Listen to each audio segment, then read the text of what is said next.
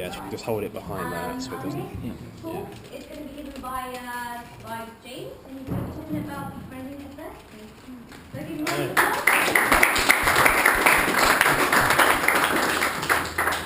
So I'm extremely impressed by what I've seen so far, so hopefully I can continue the tradition of fantastic presentations. So my name is James, and my presentation today is, like it says in the tin, Befriending Adversity, as far as possible. I am sure none of you are really aware of me. I'm an ultra endurance athlete, as well as being a student. And ultra endurance athletes, what they do is they do really, really long and hard fitness challenges for charity and for strange, twisted pleasure. In 2011, I ran from Canterbury to Rome, 58 days. I pushed this buggy all the way to Rome, and as you can see, it's a very big buggy. It had all my clothes and all my life force in it. And this kind of image really typifies the whole experience. And as much as it was hard, it really did teach me a lot about the human journey, and that's what I'm going to be trying to talk to you guys about today. So, here's another image of me. I began the run to Rome in 2011 when I was 20. I was at university, and like people said before, I was trying to find myself, and I found myself bored and really sanitized against what template of university offers, or just going out, drinking, and doing the usual things that promoted to shove down your throat to your student. So I really wanted to find something different, and I enjoyed training. And so my first thought was to do a epic marathon run in the UK, and that got blown up until I'd done this. So yeah, it was pretty epic, and we move on. I've done more challenges as well when I got back. I've done a challenge, I ran a marathon in the sea, carrying 40 pounds of weight. That was pretty hard. And again, these are all for charity as well as for self-interest. So it was kind of a double-edged benefit. I also completed another challenge where I ran a marathon, or 50k, I rode 50k, and I stayed home up and down triangles in under 14 hours. I recently broke the world record for a kettlebell swing in an hour period, which is a very kind of strange weight. I've never seen kettlebells before. Yeah, that was good. So my whole theme today is why I do this, and one of the reasons why I do it, if you can Sure. here's me, smiling, after the challenge. I didn't look like that before. Anyone who came to me, anyone who saw, I was a heap on the floor. That was me about 10 minutes after, smiling. Please skip again. Yeah. Yes. So my premise is that we have it good today, especially young people. With all due respect, I mean, if you're my generation, probably brought up by a baby boomer parent who has access to the highest wealth in human history, in British history. We had home comforts, TVs, everything we ever wanted really. Offshore, not all of you did, but I know I did. So I grew up really without facing any real difficulty in my life, and I think that inhibited me to a certain age. And that's really what I think a lot of us struggle with today. I think a lot of people don't really appreciate how good they've got it, and so they go through life kind of on autopilot until something hard happens to them, and they kind of freak out and don't know what to do, or you run away from a problem, or don't face it at all. This is an image which really typifies what I've done.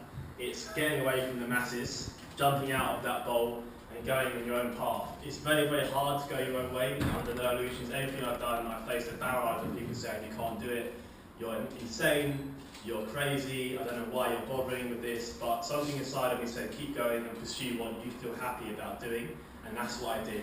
And for all you guys, whatever you want to achieve or try and accomplish, don't think it's going to be easy. It's going to be extremely hard. You're going to face a lot of difficulties and setbacks. It's going to be at times you're going to question why the hell you're doing this, but only you can have that perseverance to go forward, and you have to be relentless in pursuit of your dreams.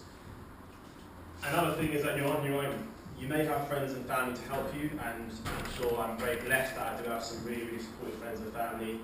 But at the end of the day, you have to wake up with your own self, look at yourself in the mirror, and question how hard you want to go. You have to give yourself.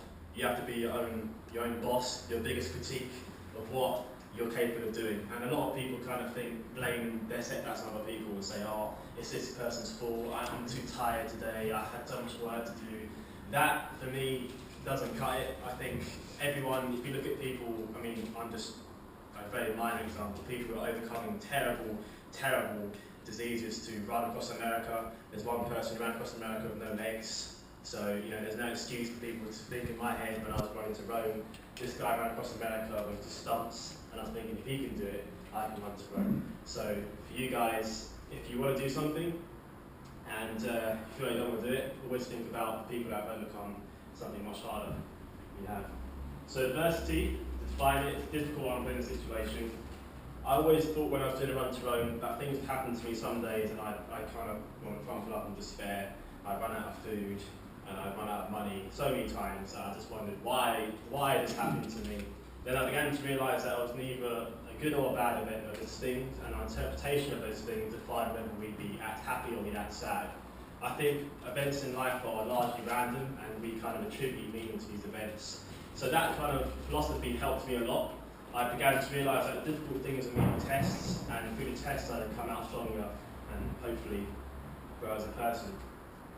And another thing, if things are going really, really well, if you think, oh, this is great, everything's going fine, that's when you should be worried. Because for me, the times where I grew the most were when I was my back against the wall, I was under pressure, and I was thinking, how the hell am I going to do this? The million things going on in life, don't know what they're going to go through. These are the moments where you grow as a person, and you should relish these moments and realise that when you're in this moment, you just smile and think, I'll grit my teeth and get through this. When I come out the other side, I'm going to be 10 times the person I was when I came in before.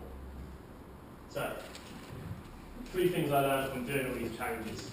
One of the big things was, when I trained for an event, I always think to myself, in 8 weeks, like, there's a 50-kilometre run basically, 50-kilometre road is hell awaiting me. If I think about that big goal, I'll probably give up, go home, cry a bit easier.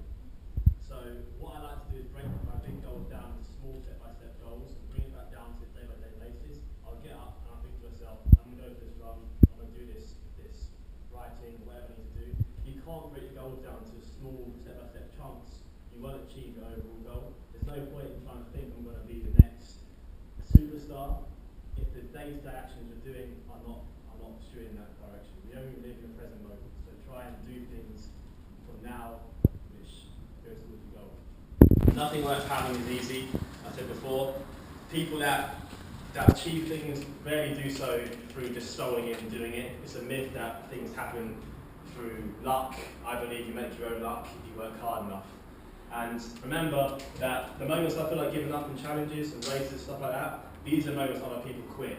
And in my head I think, these people quit, I'm going to go forward. And for you guys, whatever you're pursuing, the moments where you feel like, I'm going to stop and give up, think about hundreds of people who have got to that similar stage and given up. You're not one of those people. You're going to keep going, you're going to smash that goal, whatever you have, any aspirations you have. So, in conclusion, adversity is your friend. I know it may sound like it's not sometimes, but sometimes difficult things really make people come out of their shells. So if it happens to you, don't fear, just achieve. So thank you very much for listening to me.